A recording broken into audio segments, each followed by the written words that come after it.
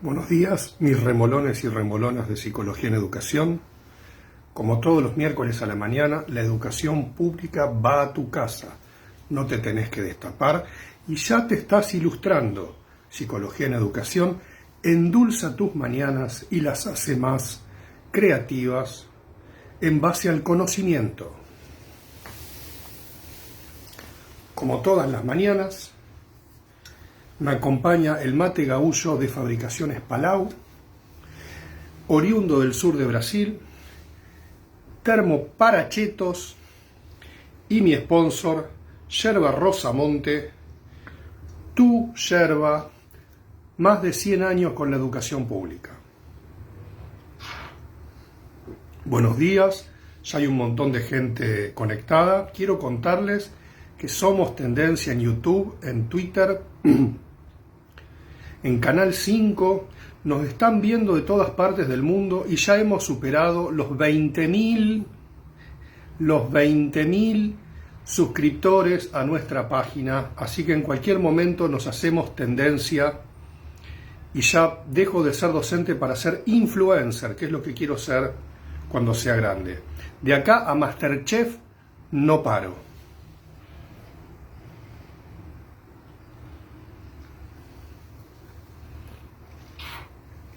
Y ahora me voy a poner serio, muy serio, porque lo que tengo que decir es muy importante. Te hablo a vos, Mayweather. ¿Quién sos, Mayweather? ¿Qué ganaste, Mayweather? ¿Con quién peleaste, Mayweather? ¿Con ese rubiecito cheto? Hiciste así como que... Acá estoy, en la ciudad de Rosario, porque sé que estás en el canal, Mayweather. Sé que ves las clases. A vos, donde quieras. En Las Vegas, en Nueva York, acá en Rosario, en el Sportivo América, si querés. Pelea estelar. A vos te desafío. Poné el precio. ¿Cuánta platita querés, que te gusta tanto la platita? Vamos a ver si te la podés llevar o necesitas ayuda. Yo te voy a agarrar, Mayweather. A vos te hablo, a vos, con una mano atada, con la derecha, te cacheteo. Claro, te haces el guapo, porque lo fajaste al pecho frío de McGregor, que a vos también, McGregor, te hablo. Poné vos la disciplina, yo te enfrento, no te tengo miedo. Acá en Rosario tenemos aguante. En el Sportivo América, si querés, a los dos juntos. Yo te agarro.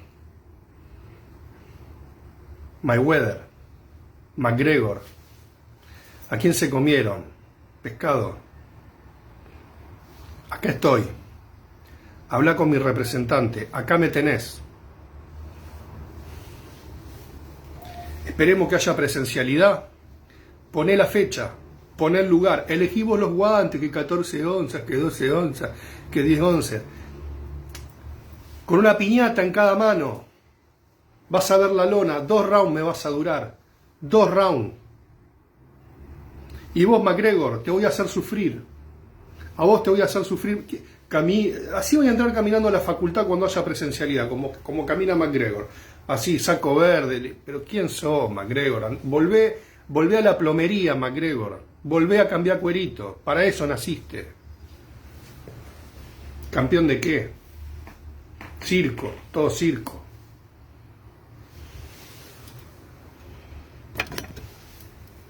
Tengo 44 años, ya no te puedo noquear. Yo tengo 47 y sabés cómo te voy a dejar, Mayweather. ¿Sabés cómo te voy a dejar? Sigmund, ¿qué le parece?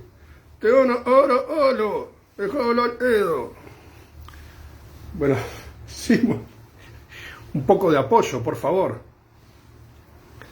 Bueno, buenos días. Me calenté, disculpen, pero hay cosas que a mí me alteran y tengo que decirlo. Este es mi canal y quiero decirlo. Yo sé que me estás mirando. Salí de abajo de la cama, Mayweather. Salí de abajo de la cama. Donde te estés escondiendo. Acá estoy. En el Sportivo América. Donde quieras.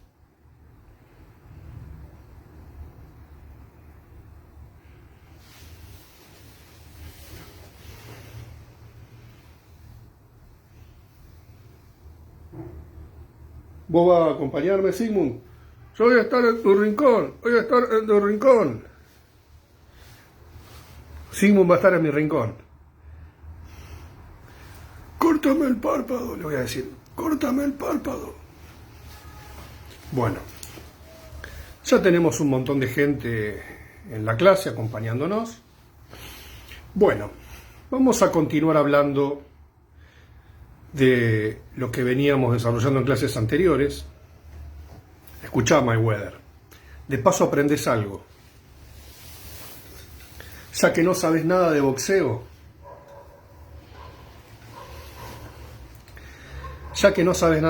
por lo menos aprende algo de psicología en educación. Mal no te va a venir. Gil. Yerba Rosamonte, mates de Industrias Palau del sur de Brasil, termo para chetos, 100 años con la educación pública, garantizando el conocimiento, llegando hasta donde jamás la educación llegó. Se mete entre tus sábanas y te abriga y te da ese calorcito del saber que te saca de la ignorancia.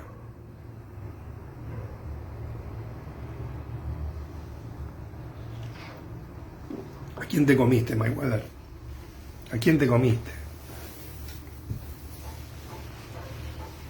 Payaso de circo. Bueno.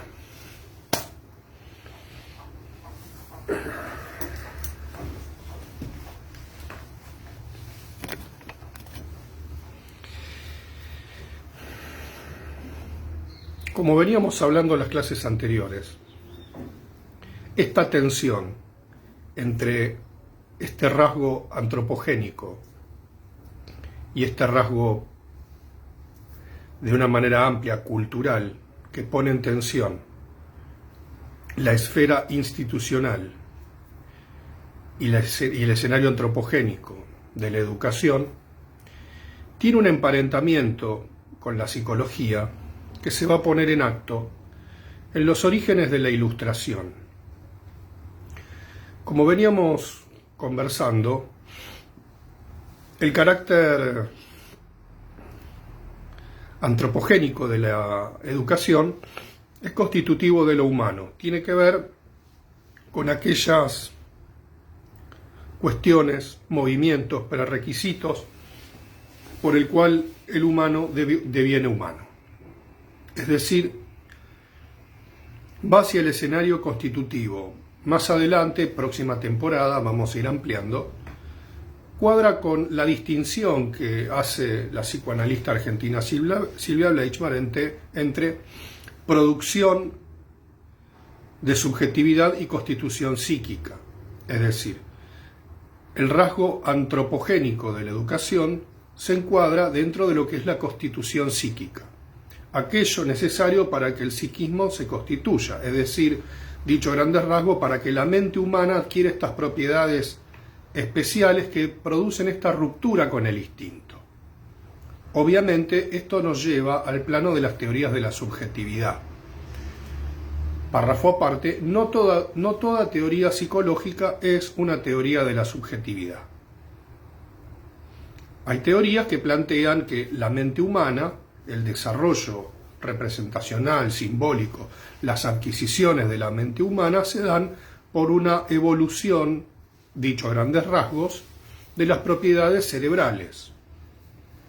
La mente, en términos más precisos, o sea, del inglés brain es cerebro y mind es mente. La mente es representacional, tiene que ver con la mentalidad, con el pensamiento, cuando el cerebro es un funcionamiento de un órgano.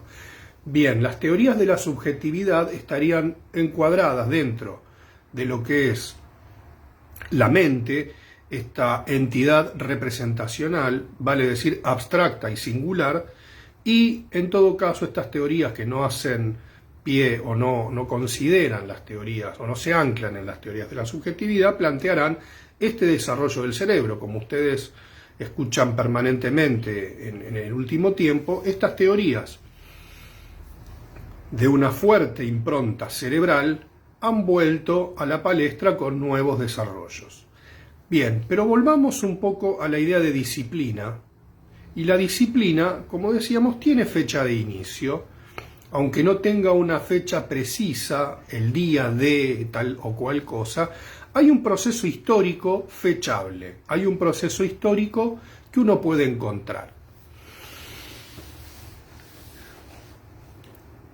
Y como veníamos planteando, si bien hay una modernidad política que se inaugura con la Revolución Francesa, precisamente en el momento que el Estado toma a su cargo un conjunto de funciones, la burguesía asciende al poder, es desalojada la monarquía y se instala la forma de gobierno republicana, división de poderes, pero al mismo tiempo salud, educación y justicia quedan en manos de instituciones.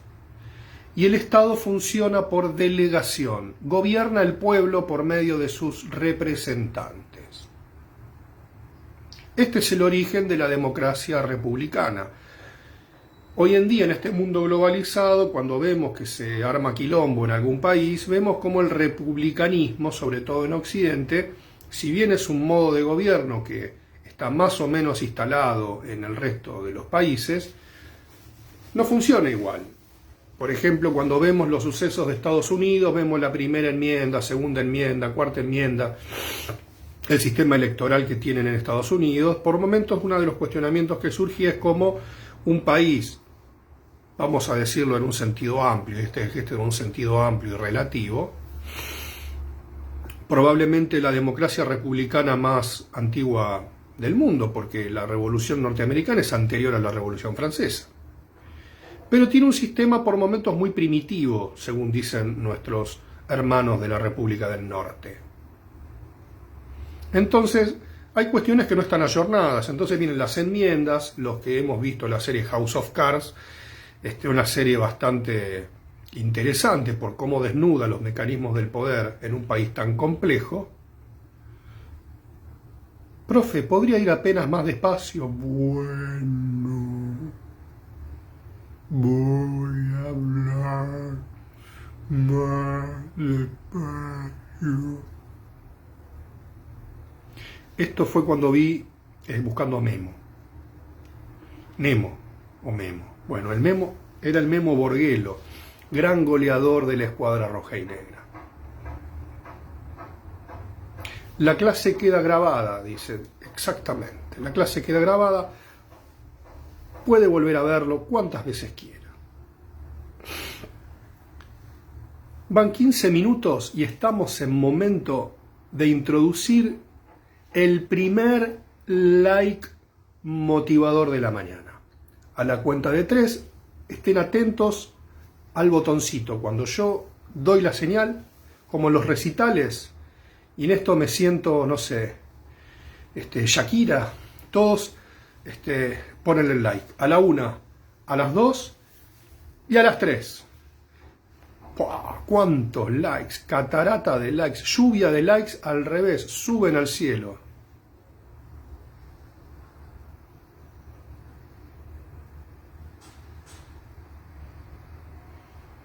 ¡Qué maravilla! ¡Cómo me gusta esto! ¡Qué escena tan conmovedora cuando los likes siguen! Profe, usted vive cerca del Normal 1. Las campanas de la iglesia las reconozco, pero qué oído maravilloso que tiene usted. ¡Qué oído maravilloso! Usted debe escuchar todo lo que pasa en el barrio, seguramente, con ese oído tan fino. Sí, estoy en mi consultorio, y mi consultorio queda cerca del Normal. Miren, se los presento, mi consultorio. Aquí está. Bueno, como les venía diciendo, la esfera institucional de la educación, tal cual la conocemos, no existió siempre, pero ya tiene sus años. No es un dispositivo novedoso. Y más allá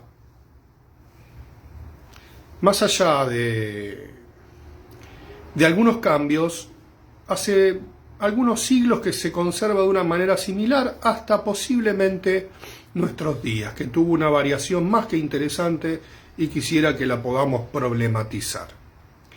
Este es uno de los problemas que estamos teniendo casualmente en estos tiempos.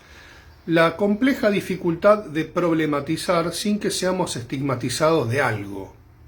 Es decir, si uno problematiza la situación actual de la escuela y del sistema educativo en la pandemia, es decir, bajo las restricciones y donde la educación presencial está prácticamente suspendida, pensemos que entre el año 2020 y el año 2021, los chicos no han tenido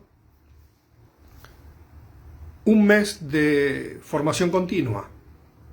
Y no es igual en las distintas etapas de la vida. Y muy bien saben ustedes, porque este dispositivo en el que estamos interactuando es totalmente novedoso, sobre todo cuando se instala como un medio hegemónico.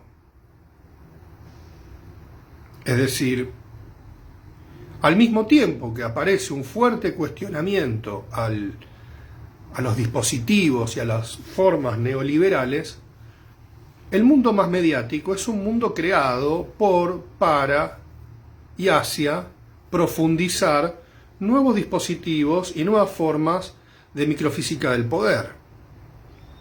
Entonces es complejo, o por lo menos hay contradicciones que nos van a empezar a atravesar a partir de estos cambios. Pero bien, vamos a retomar que la modernidad y nuestra concepción de mundo moderno no existió siempre. Yo les hablé clases anteriores de Menocchio, aquel que fue quemado en la hoguera, simplemente por decir que no era racional que Dios creó el mundo en 6 días y el séptimo descansó, o en 7 días, considerando el descanso como parte de la jornada de trabajo, porque se ve que Dios cobró el séptimo día por descansar. Entonces se lo vamos a dar como vacaciones pagas. O sea, es interesante acá el concepto de vacaciones pagas que ya aparece en las Sagradas Escrituras.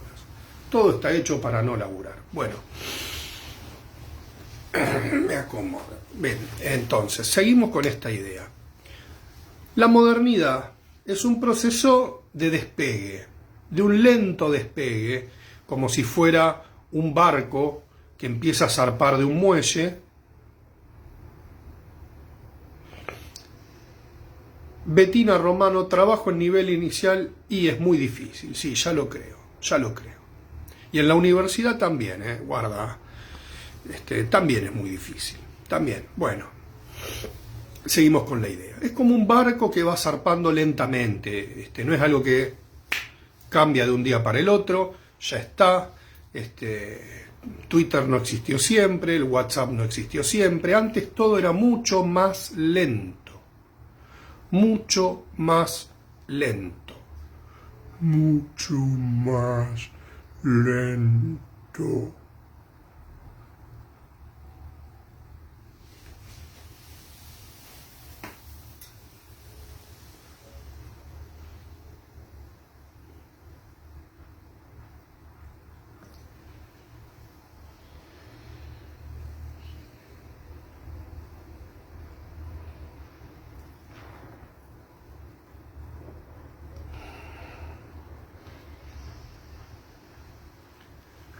No tragué lento porque me agarraba un ataque de tos y esto quedaba en el papelón absoluto.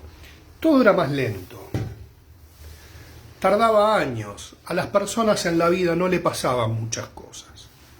La gente no tenía muchos objetos.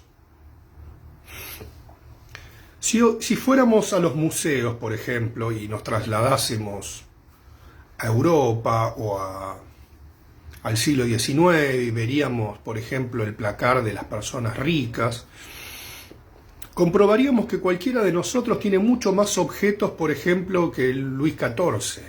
La gente no tenía muchas cosas. Las princesas no tenían tantos vestidos, y los reyes no tenían tantos trajes. Obviamente no tenían Netflix, no tenían tecnología, no tenían el último iPhone, por ejemplo. No, era un garrón la vida antigua. O sea, la gente no tenía mucho para hacer. Entonces todo era mucho más lento. Los procesos históricos eran más lentos. Todo era absolutamente lento. Pensemos que el promedio de vida de una persona eran entre 40 y 50 años y tenía suerte. Porque la gente se moría de las enfermedades más pavas, de las infecciones. Una herida de guerra, por ejemplo, Un tajo en un brazo podía derivar en una gangrena, en una infección. Todo era mucho más complejo, más complicado. La vida era complicadísima.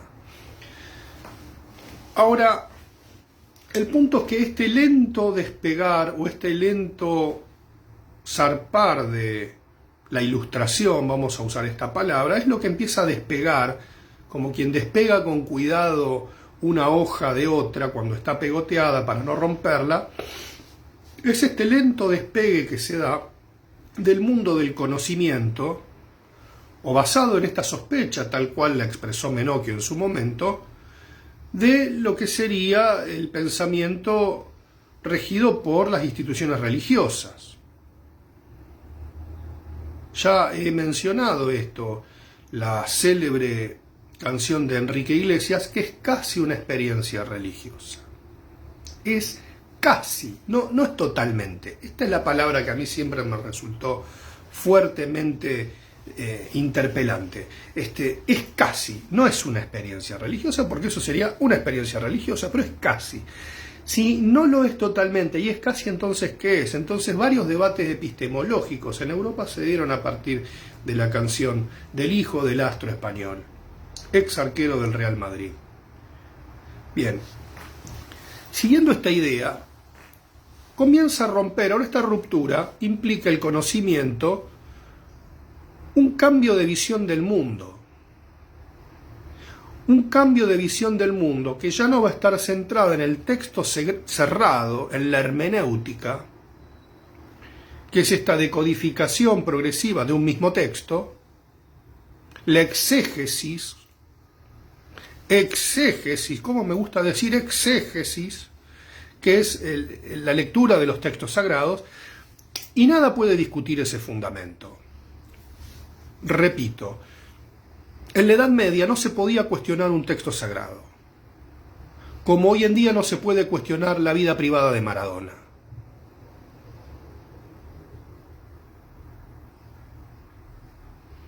Entonces, nadie podía cuestionar algo que obviamente quedaba limitado frente a la percepción cotidiana de la realidad. Menocchio, cuando lo dice, no puede ser que Dios haya creado, no hay lógica de que Dios haya creado el mundo en 7 días. Es como si alguien dijera, bueno, pero Maradona jugaba duro en el 90 y en el 86. Nadie te lo puede creer y vas a la hoguera. O sea, no se puede decir eso. Me parece que el Diego no entrena tanto, está más enfiestado que otra cosa. O sea, la creencia, más allá, y esto voy a sostenerlo por mucho tiempo, más allá de este camino secular que toma la cultura, la creencia también va tomando nuevas formas. Creemos en cosas nuevas, en cosas distintas. Y este es otro aspecto que juega como una sombra del proceso de la Ilustración. La Ilustración pensaba que la creencia, las formas, llamémosle, del pensamiento popular, las formas de las supersticiones serían erradicadas por el progreso de la Ilustración, de esta curiosidad y esta interpelación constante y esta búsqueda de la racionalidad y la experiencia, serían erradicadas. No fue así. Ahora, este proceso de ilustración, que vamos a llamarlo a grandes rasgos, que está dentro del proceso de la Ilustración, implica tanto una concepción de una nueva mentalidad, vale decir, de un nuevo reordenamiento psicológico de los sujetos y de las representaciones que crean el mundo, como también las transformaciones políticas, es decir, este modo de gobierno y de poder centrado en el Papa, el Rey, la Iglesia, la nobleza y el pueblo que labura, fue transformado a partir de que fue cambiando, y este es el gesto de que fue cambiando a lo largo de la historia, como un canto rodado que va cambiando, las redes económicas, el ocaso del sistema feudal, el ascenso de la burguesía y de la producción, el avance de la técnica, fue como creando una suerte de contenido que desborda el recipiente que contiene, y de allí viene la transformación política. El pueblo quiere gobernar. Y así como la chola quería que la besen, el pueblo quiere gobernar. Ya lo decían los Palmeras. En un claro homenaje al negrirrojo que salió campeón. Ya lo predijo Nostradamus. 2021, Zabalé, Zabalé. Nostradamus lo predijo. Esa se te escapó, Rangel. Esa vos no le pegaste. El Nostra, sí, la pegó. Los estudiosos de los textos de Nostradamus no entendían que Zabalé decía uno de sus textos más oscuros y más ocultos, ¿qué quiere decir Zabalé? Entonces buscaban algunas inscripciones en el arameo. Zabalé, de Shabalé, de Shabbat, pero no, Zabalé se demostró que Nostradamus predijo el campeonato de Colón de Santa Fe. Y decía, mientras se tomaba un liso. Nadie entendía, creían que era un brebaje que le producía elevaciones místicas al Nostra, pero no, era un liso. Se tomaba un liso en los días de humedad y mientras le picaban los mosquitos y decía, Zabalé, Zabalé. Bien. ¿Cómo vuelvo ahora a la clase después de estas cosas? Yo quiero aclararles que no consumo estupefacientes, que este es mi estado natural a la mañana. Por eso mi familia me dice que me vaya al consultorio, que viva acá, porque al cabo de un rato no me soportan más con estas cosas. Bueno, volvamos. Este despegue que es político implica también el advenimiento de nuevas instituciones, pero principalmente esta ruptura que se da con las formas monásticas, vamos a llamarlo de ese modo, formas monásticas. Estoy terrible, qué lenguaje, por Dios. Bueno, estas formas monásticas que comienzan a decaer, que empiezan a ceder paso a nuevas formaciones, se da a partir de un movimiento no precisamente sexy, que es la Reforma Protestante. La Reforma Protestante, siglo XVI, es del 1600, siglo XVII.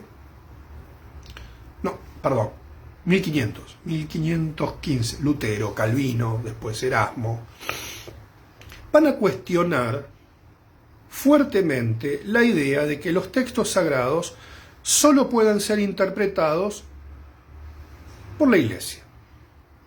Es decir, solamente la Iglesia bajaba la línea oficial de cómo debía ser leída la Biblia. Por lo tanto, eran dueños de la interpretación, y la Iglesia Católica era una institución, sobre todo en Europa, y también lo fue en América, sobre todo en los primeros años, los primeros 2 siglos de la conquista.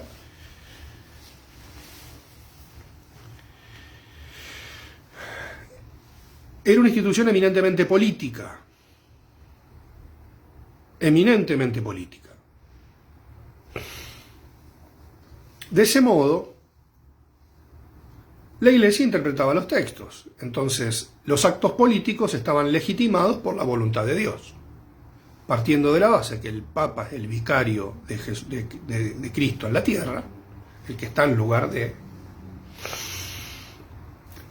Estamos frente a un proceso eminentemente político. Ahora, la secularización o la laicización, que es este despegue que venía planteando a partir de ciertos cuestionamientos, de cierta idea que no cierra, bueno, Galileo Galilei, Giordano Bruno, todo aquel que osaba, era juzgado por la Inquisición. A Menocchio lo quemaron, a los otros, Galileo tuvo un mejor abogado que le dijo, vos nega todo, Galileo le hizo caso a los antecesores del doctor Burlando, que estaban ahí, y Spinfale, que estaban en la antigua Inquisición, le dijeron, vos negá todo, decí que hay una campaña en tu contra, estas cosas, y el Gali ahí, zafó, dijo, afuera dijo de pur se move, dicen que dijo, no se sabe bien cuándo, si lo escucharon no entiendo cómo no lo metieron en cara de nuevo, pero bueno, ese es otro tema que... Lástima que Rial no está más en televisión, él hubiera investigado con Ventura este tema. Cómo los medios se dieron cuenta que Galileo afuera dijo una cosa, dentro de... Bueno, no importa. Entonces, bueno, evidentemente Dios no lo ve todo, porque si lo hubiera visto, como esta especie, bueno, no importa. Ya pasó. Siguiendo esta idea, este cuestionamiento también implica un cuestionamiento fuerte a las instituciones políticas y a las instituciones en general. Entonces, la Reforma Protestante lo que viene a plantear es que la interpretación no debe estar solamente en manos de la Iglesia, sino que cada uno, el pueblo y cada sujeto puede ser un intérprete de los textos sagrados. Esto que parece tan sencillo, no lo es. Primero, porque ¿quiénes estaban ilustrados? ¿Quiénes estaban formados en esta bisagra entre la Edad Media y la modernidad? Los nobles, los monjes, incluso muchos eran analfabetos.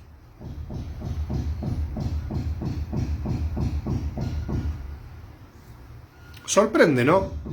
¿Quién sabía leer en la Edad Media? Poca gente. ¿Quién sabía escribir? Menos gente, porque también escribir era un arte. Están martillando. Desde que empezó la pandemia, no sé, este edificio lo están haciendo de nuevo por dentro o están cavando un túnel para llegar al Banco Nación, pero no entiendo, hay ruido todo el tiempo. Entiendo que los martillazos se deben escuchar. Bueno, siguiendo esta idea, me distraen un poco los martillazos, voy a subir con una escopeta a lo Barreda y le voy a tirar porque me tienen harto. Estas son las condiciones con las que los docentes también tenemos que dar clase. Mates de Industria Palau del sur de Brasil, termo para chetos, yerba Rosamonte, tu yerba, más de 100 años con la educación pública.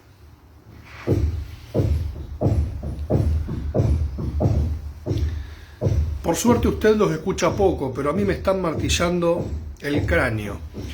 Bueno, siguiendo esta idea que les planteaba anteriormente, la Reforma crea dos cosas al mismo tiempo. 2 por 1. Crea dos cosas al mismo tiempo.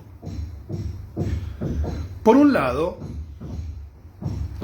va a crear esta idea de un pueblo ilustrado, que la cultura debe ser algo popular. El pueblo debe saber. Con Lucho Avilés. Como el pueblo debe saber o tiene que saber. Ahí hay un capítulo extraordinario con el doctor Romaniuk. Cuando puedan, véanlo. No tiene desperdicio. El pueblo quiere saber. El pueblo quiere saber con el doctor Romaniuk. No tiene desperdicios. Que habla de los extraterrestres. Fantástico. Son los inicios del talk show. Maravilloso. Bien. Este doble movimiento. Y por otro lado crea el sujeto. El sujeto como una entidad psicológica que debe ser cultivada y formada.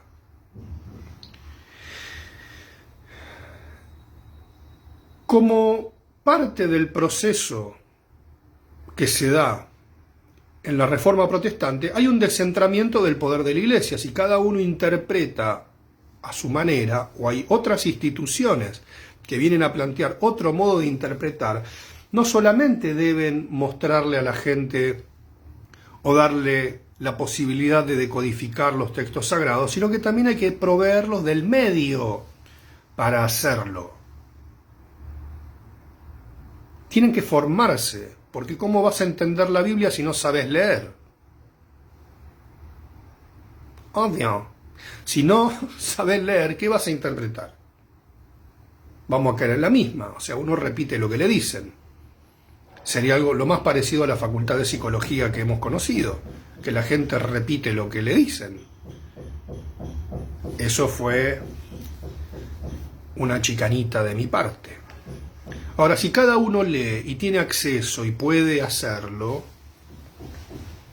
la cosa cambia. Esto hago ejercicio, mira. Yo aprovecho para dar clases y hacer ejercicio porque de esta manera tonifico. No dejen de no tonificar su musculatura porque el verano it's coming. Y ahí nos largan a todos. Estamos encerrados en invierno, nos largan en verano, ¿y qué mostramos? ¿No? ¿Qué mostramos? Bien, siguiendo esta idea que les venía planteando, el saber pasa a manos del pueblo, y el pueblo al mismo tiempo se convierte no solamente en un rebaño de ovejitas que siguen a la ovejita que va adelante, sino que cada uno se vuelve dueño de su propio pensamiento, en la medida de que es cultivado y que es ilustrado. Esto es tomado por los padres de la pedagogía. Muy buena idea, ejercite al ritmo de los martillazos.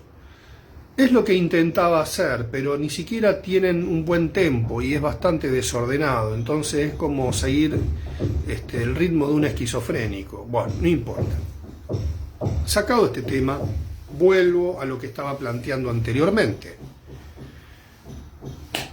En este movimiento histórico, vamos a la versión rápida, aparece Comenio, Comenius, bueno, que es el padre de la pedagogía. Pedagogía significa guía del niño.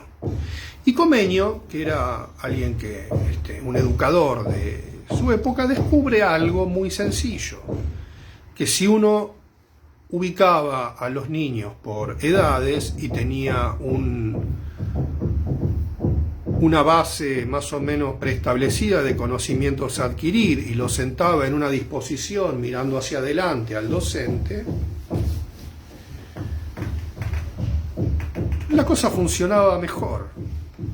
Y si los clasificaba por edades y clasificaba conocimientos para las distintas edades, Comenio inventa la educación moderna, porque crea el dispositivo. Ahora, esta idea también que suele surgir de la educación formal como algo netamente opresivo, netamente dirigido, que el saber está del lado del maestro y que el alumno solamente debe estar mirando para adelante así, no era así. Comenio tenía una idea de que el niño tenía que ser activo en el proceso de conocimiento. Para la época, lo que voy a decir, espero que no ofenda, pero él decía que la mujer tenía derecho al conocimiento, por lo tanto era feminista, tenía el pañuelo verde, Comenio, iba a las marchas con los labios pintados de violeta. Comenio sostenía que la mujer también era parte de ese proceso de cultivación del conocimiento, y él principalmente planteaba que la educación tenía que desarrollar el intelecto, formar la voluntad y ampliar la memoria.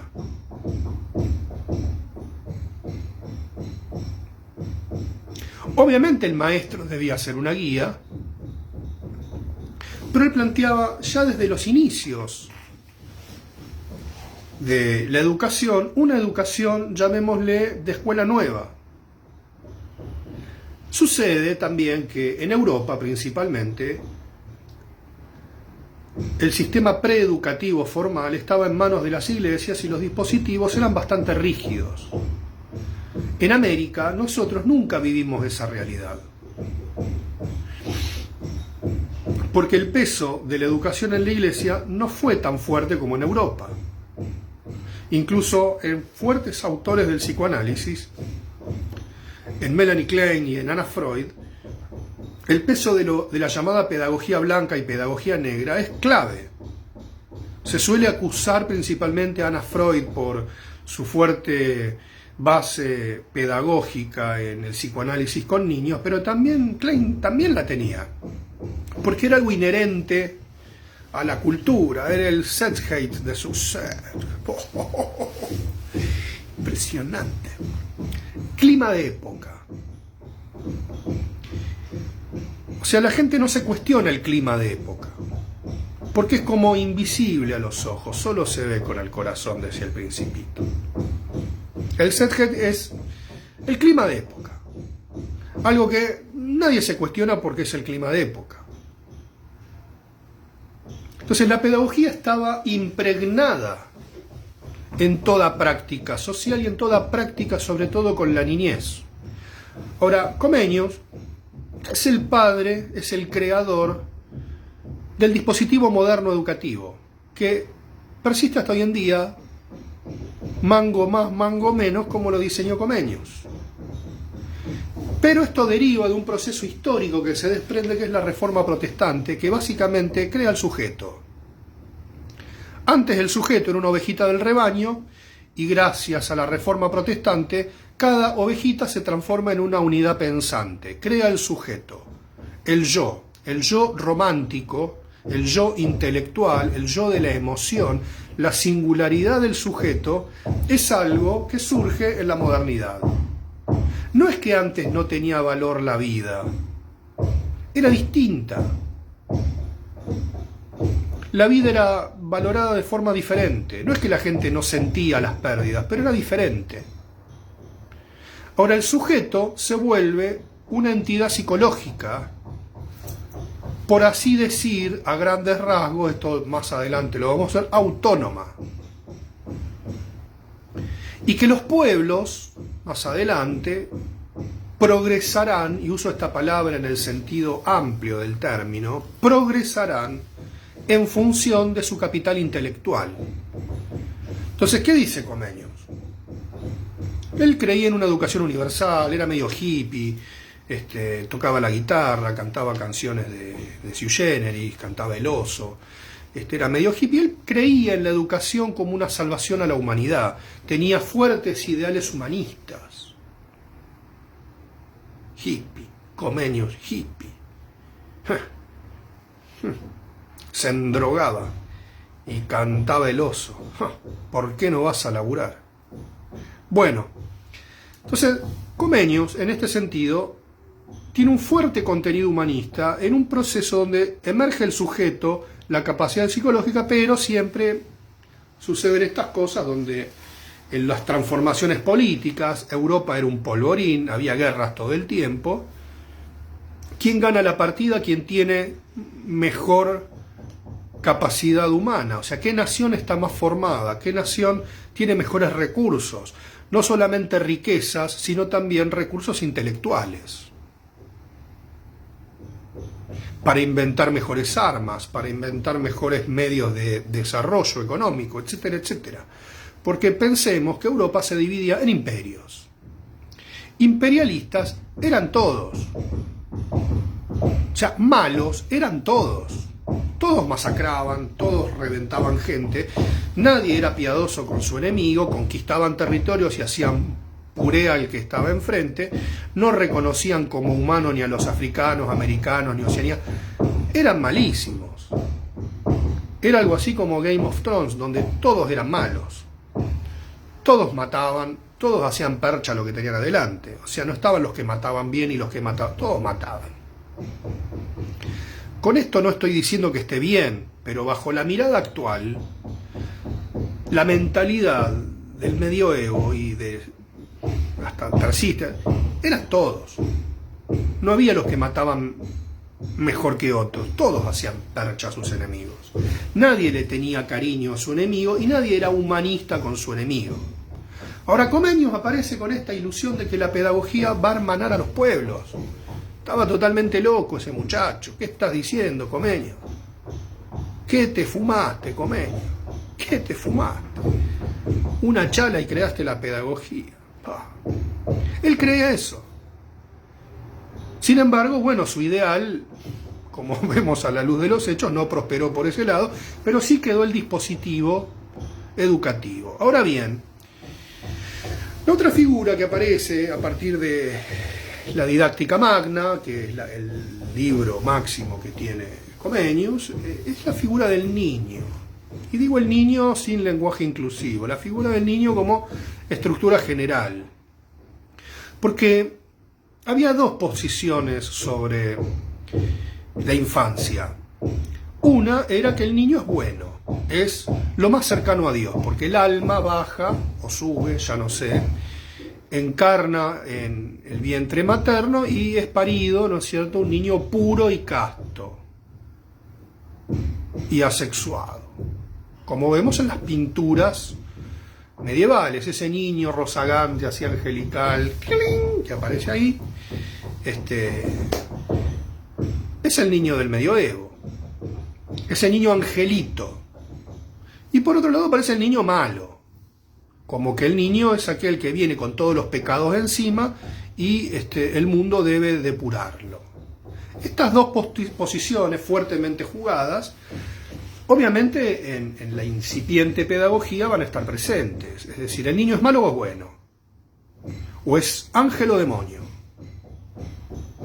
Usted decide con su celular llamando al 0800 o mandando un mensaje SMS o al WhatsApp o al Telegram y decide por el voto de la gente si el niño es bueno o es malo. Eso no pasaba. Eran dos concepciones muy fuertes, entonces teníamos una pedagogía fuertemente punitiva, a los niños realmente los cagaban a palos en la escuela, y otros que eran esa imagen angelical, bonachona del maestro, así con cara de qué bueno que soy, y todos los niños así, jugando así mientras pasaban todo tipo de cosas. Bien, esta idea es reformulada por JJ el Yaya Rousseau, JJ el Yaya Rousseau, que es el filósofo de la infancia. Vota malo, perverso, polimorfo. Exactamente, usted lo ha dicho, Tania Cisterna. La concepción de niño perverso polimorfo es una concepción fuertemente atravesada por estos ideales de la pedagogía. Porque decirle a un niño perverso polimorfo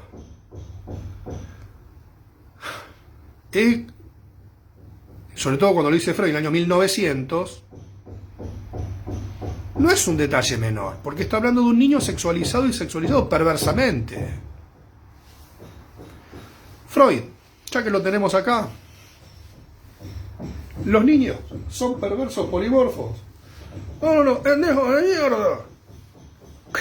¿Qué dice Sigmund? Dale a cintazo. Bueno, se expresó el padre del psicoanálisis. ¿Y por qué hay que darle cintazo? Bueno, entre en el complejo de Edipo. El complejo de Edipo. Uy, Dios mío. Se ve que, bueno, ya lo escuchamos, lo dice Sigmund. Bueno.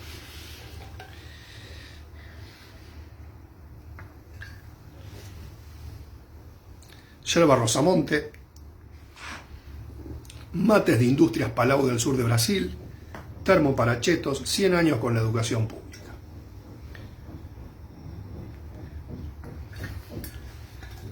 Esta idea del niño bueno, niño malo, perverso polimorfo, como dice acá el Kia,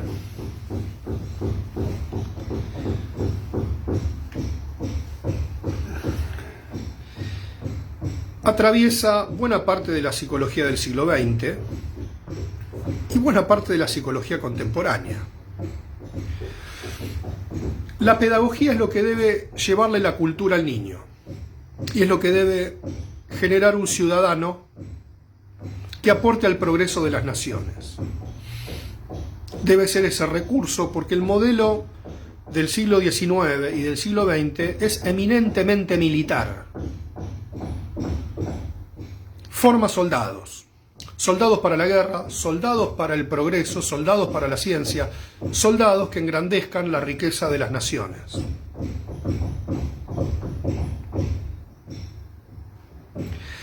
Por lo tanto, la institución educativa, la escuela, se convierte en un dispositivo clave, central, principal de la ilustración que debe sacar de la ignorancia a las bases populares, llevarlas al conocimiento y volverse esos magníficos soldados del progreso.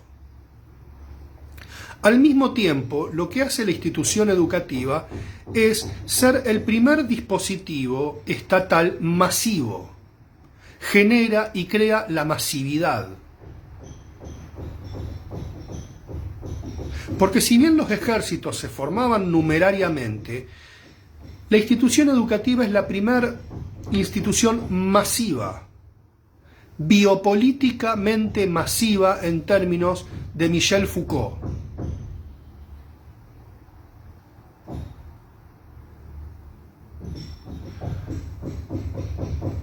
María de la Rúa Profe, ¿puede volver a repetir lo que planteó sobre Rousseau? Bien. Estoy tentado de decir algo con su apellido, pero no lo voy a hacer por respeto a usted. Dice que es aburrido. Rousseau es aburrido Rousseau. No pude, lo dije, perdóneme. JJ, el Yaya Rousseau, tiene razón porque me dispersé. Me emocioné y me dispersé. Lo que dice es que el niño no es ni bueno ni malo, es niño. Es niño. Que el niño se desarrolla. Nace niño y va creciendo. Pero lo que va a plantear, que para nosotros es una gran perogrullada, es que el niño está bajo la tutela del adulto. Por lo tanto, la concepción rousseauiana lo que va a crear son las instituciones de amparo, principalmente para lo que son los niños expósitos, los niños que van a los hogares. Es decir, la categoría de niño es una categoría que queda despegada del adulto. Porque en la Edad Media y en la Antigüedad, el niño es un adulto en miniatura. No tiene un estatuto diferente. No existía la pubertad, o sea, a los 13 años, cuando los niños y las niñas se desarrollaban, ya estaban en condiciones de ser casadas, porque no existía, no iban al boliche. Las familias arreglaban los casamientos.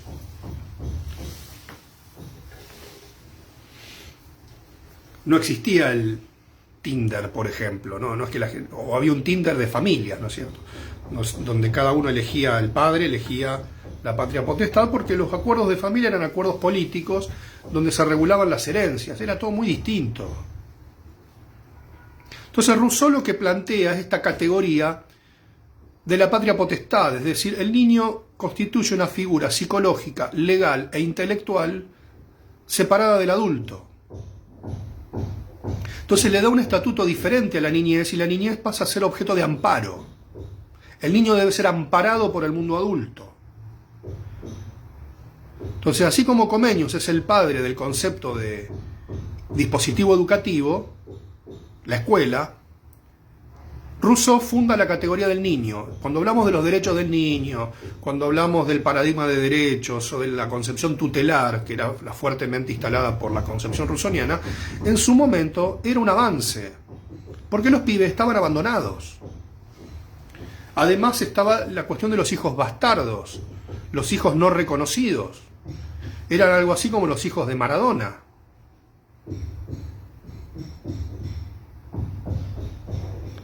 O sea, están Dalma y Janina y los hijos bastardos. Bueno, funcionaba así. Bueno, el Emilio que plantea Bettina Román. Exactamente. Bueno, pero ahí está la idea del bárbaro. O sea, la niñez como esa especie de barbarie. Gracias por su aporte, Bettina. Esta imagen de cultivar la barbarie. La idea, obviamente, de civilización y barbarie es una idea fuertemente puesta en juego, que hay una guerra donde la barbarie debe ser vencida por la espada de la educación. La imagen es fuertemente militar. Salud. Mates Palau, bombilla Palau también, vienen combinadas o las puede comprar por separado, están en interacción constante, yerba antisísmica, sistema de Bluetooth con el termo y sistema de cebado por humedad. O sea, usted no necesita termo y la misma humedad ambiente es calentada, es más lento. La tecnología al servicio del mate. Esto fue diseñado para tomar mate en el espacio. Volviendo a lo que planteaba anteriormente, y con el ánimo de no dispersarme más, quería plantearles que esta idea de la masividad, de esta masa concentrada en dispositivos donde son educados, formados y llevados al plano de la ciudadanía y de la producción, es el primer esbozo de masividad que se da en la modernidad. Por lo tanto, esta idea de masividad será fuertemente cuestionada más adelante por las tensiones que genera en el tejido social. Por un lado, encontramos esta idea del corpus religioso y la base monolíticamente constituido como masa política. Ahora, si las personas que integran la masa son, de alguna manera, entidades psicológicas que hay que reunir, lo que vamos a encontrar que entre la masa el Estado no hay una uniformidad, sino que hay diferencia. Y esto es lo que da, de algún modo, pie a la formación de lo que se conoce la sociedad civil. Es decir, organizaciones socioculturales vinculadas al Estado, pero que no le responden directamente. Exacto, Grace Bassi. O sea, Sarmiento tiene un fuerte componente rusoniano. Tiene un fuerte componente rusoniano. Esta idea del sujeto, del individuo, también empieza a sembrar o a fertilizar la tierra para las ideas liberales. Cuando digo liberales, no estoy pensando en Milley, por ejemplo, y me pongo ¡pling! El peluquín de Milley y digo el Estado, el Estado, el Estado. No, no digo eso. Las ideas liberales son las que se ponen en juego en la Revolución Francesa. O sea, el liberalismo originario no es el neoliberalismo actual, y ya en la próxima temporada iremos viendo algunas de estas cuestiones. Ahora bien, esta masa poblacional en efervescencia como entidad psicológica, como reunión de sujetos e individuos, pero al mismo tiempo masificados, va a marcar una tensión muy fuerte que veremos en la próxima temporada, en el próximo capítulo, en lo que genera las discusiones acerca de las orientaciones, por ejemplo, ideológicas que puede tener una masa.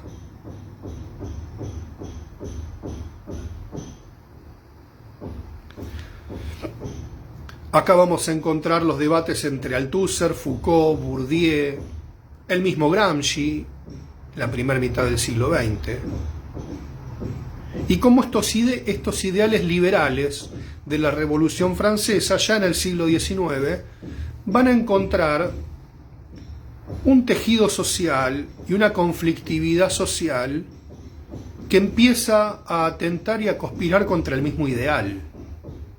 O sea, este ideal de la modernidad se va a pisar los cordones en algún momento, va a empezar a trastabillar y se va a armar quilombo, como corresponde en este talk show que es la vida. A vos, Milley, tiene razón. Milley nos está mirando con Mayweather en este momento. A los dos, me los como en 2 panchos. A vos, peluca loca, anda a gritarle a tu mamá. A mí no me vas a gritar así. El Estado. Milley. Por Dios. Anda a pedir subsidio, Gil. Mayweather. ¿Quién te comiste? Milley. ¿Vos qué pensás, Sigmund? Oh, los otros, ahora los dos, y los otros, Está bien. Me parece bien. Bueno,